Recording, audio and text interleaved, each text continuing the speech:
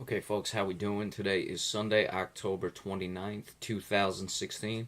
Rich Van Tassel with you, giving you our preview of the games for Week 8 of the NFL season.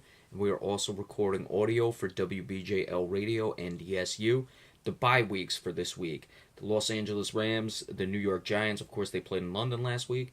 The Miami Dolphins, Pittsburgh Steelers, San Francisco 49ers, and the Baltimore Ravens. Our first game, we have another London game. The Washington Redskins at 4-3 are playing the Cincinnati Bengals, who are 3-4. The injuries for the visiting Redskins, of course, the game, like we said, is in London, but they are listed as the visiting team for this one. All listed as questionable: Terrence Garvin, linebacker; Spencer Long, guard; Josh Norman, cornerback; Brandon Scherf, guard; and Trent Williams, offensive tackle. Cincinnati is listing no injuries. Now, of course, you look at the injuries on the offensive line potentially being out. Of course, I always expect questionables to go. Brandon Scherf and Trent Williams, your two best offensive linemen going against that Cincinnati defensive line, which is one of the better, if not the best defensive line in football. So that's going to be something that will have to be seen. Andy Dalton's taken a lot of heat this year. You look at his numbers: almost 250 passes, only 80 incompletions, over 2,000 yards already through 7 games, 8 touchdowns to 2 interceptions. AJ Green as well, 50 receptions, 775 yards, 3 touchdowns. That means he's going over 1,500 already, and we're not even at 8 games for the season. On pace, of course. On the opposite end, the top receiver for the Washington Redskins is Jamison Crowder, only 31 receptions, 391 yards, and 3 touchdowns. So the numbers, while they jump out at you, fantasy football wise, and of course I don't play fantasy football, when you look at it though, the Bengals are 3-4. So it's all about consistency and not always about the numbers, and this is a very good example of it. Matt Jones, well over 4.5 yards per carry running the ball for Washington. He's going to have to get things done, especially if Williams and Scherf will not be able to go and find a way to at least do something against that Cincinnati defensive line to open up the passing game for Kirk Cousins. If not, and Washington is not able to run the ball early, or at least establish some sort of run early in this game, they will not be able to pass, not be able to do the play action and get the ball deep to the speedy wide receivers in Jamison Crowder and Deshaun Jackson. So that's something to keep an eye on in this game. And I expect that to be the situation here, where the Washington Redskins do not run the ball early. They struggle to run. They put a lot in Kirk Cousins' hands. And I think Cincinnati finds something with their offense. They start to get their consistency going, and they find a way to win this game in London over the Washington Redskins. It should be pretty high scoring, despite as good as the defensive line is for the Cincinnati Bengals. I'm liking 27-23 Cincinnati. Next, the New York Jets at 2-5 travel to Cleveland to play the winless Browns. They are 0-7, of course 0-2 at home. The Jets are 1-3 on the road. Injuries for the visiting Jets: Ryan Clady, offensive tackle; Muhammad Wilkerson, defensive end, questionable; Nick Mangold, center, doubtful; Buster Screen, cornerback, doubtful; Austin Safarian-Jenkins, tight end, is doubtful. For the Cleveland Browns, Marcus Burley, defensive back, questionable; Corey Coleman, wide receiver, out; Cody Kessler, quarterback, out; Joe Hayden, defensive back; and Jamar Taylor, defensive back, are questionable. As much as I'd like the Browns to win this game, because I don't want them to be winless when they play the Cowboys, it's very hard to see how they're going to find a way to win this game, especially without now, or they're down to now their fourth quarterback, I believe that is, with Cody Kessler being out. The New York Jets were able to get the win against the Baltimore Ravens. Their schedule is going to soften up a bit. Let's see if they can make a little bit of noise here and get themselves back into the race. Now that Geno Smith's out, Ryan Fitzpatrick is going to be the starter the rest of the season. 6 touchdowns to 11 interceptions, a lot of yards, but over 100 incompletions, and doesn't even have 240 passes. He's going to look to go to Brandon Marshall. You have the Joe Haydens and the Jamar Taylors at questionable, so there's a potential secondary injuries for the Cleveland Browns that could make it difficult. You know, if Cleveland's going to get a win, it'd be against a weak Jets team. So this is, of course, a difficult game to pick whenever you get two teams that are really struggling this way, and a winless team who's desperate for anything down to the fourth quarterback. It's not gonna be easy for the Jets. Let's just put it that way. But if they lose this game, then they really have some problems. The New York Jets, that is, and I see them being able to do what they have to. They're going to pound Matt Forte, who's not getting a good yards per average, but is still putting up yards on this season. They have committed to the run, maybe a bit too much. It's one of those catch-22s. You don't want Fitzpatrick throwing the ball a lot, but if Matt Forte is not getting a lot of yards per carry and you're running him a lot, then you're going to run into a situation where you have to put the ball in Ryan Fitzpatrick's hands, that is. And I see the Jets being able to come away. Look for Cleveland to really come out, maybe, have Terrell Pryor do some trick plays, whatever. I expect them to get a lot of snaps at quarterback.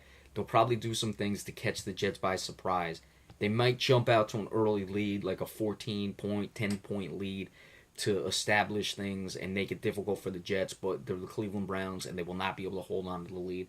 Jets come away with the victory, 27-24, in what should be an actually very exciting game, if you ask me, between two bad teams because of what we just mentioned, the scenarios going into this game. Kansas City Chiefs 4-2.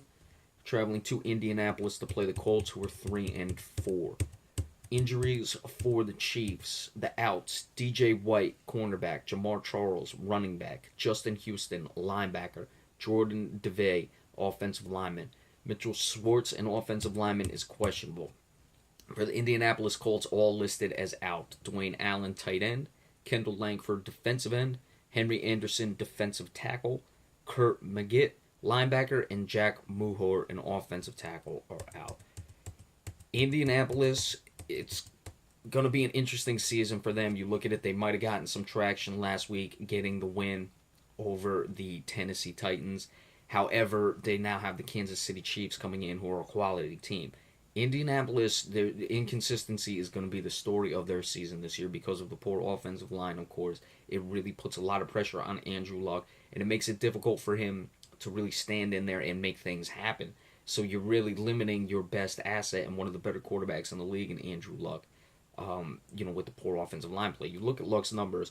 He's got over 275 passes, still less than 100 incompletions, over 2,000 yards, 14 touchdowns, 4 interceptions. He's playing well. It's just his line can't really help him.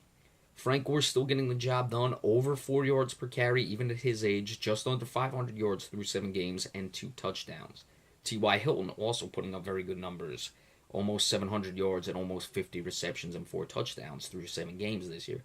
On the other end, the top receiver for the Chiefs is Jeremy Maclin, 27 receptions, 333 yards, 1 touchdown. But we've discussed with the Kansas City Chiefs, they like to distribute the ball to a lot of different receivers. That's what Andy Reid does. He's done it his entire coaching career.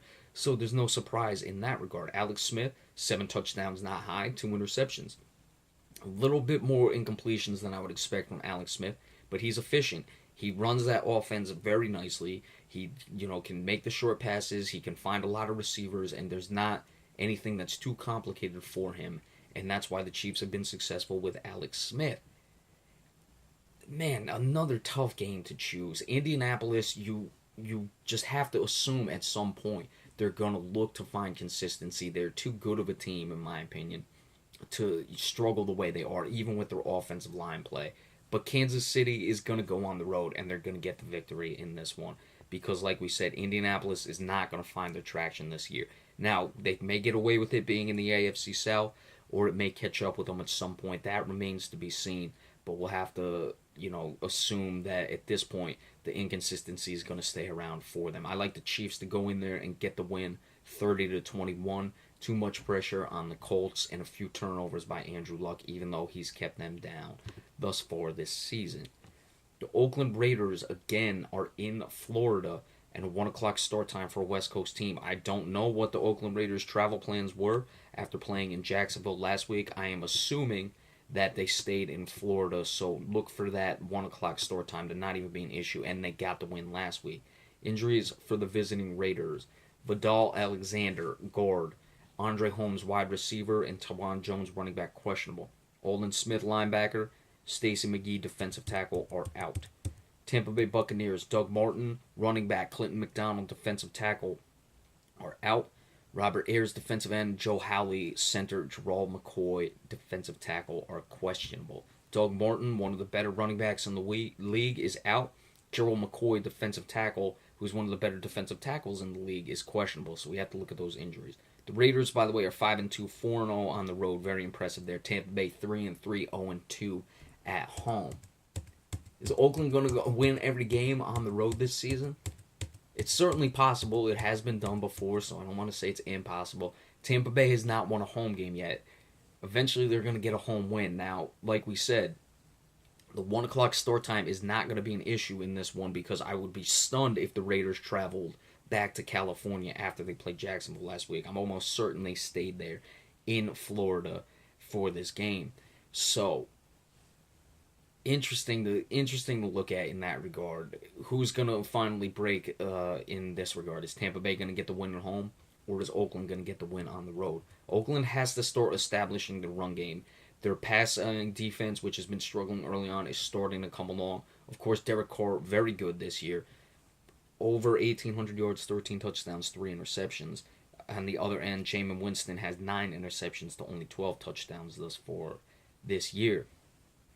So, I'm taking the Oakland Raiders again in this one. I think they get the road win, and they keep moving along. And the 1 o'clock time, which I'm very critical of, not critical, but I certainly factor that in as an issue, is not going to play a part because they were in Florida last week, and I believe that they stayed there.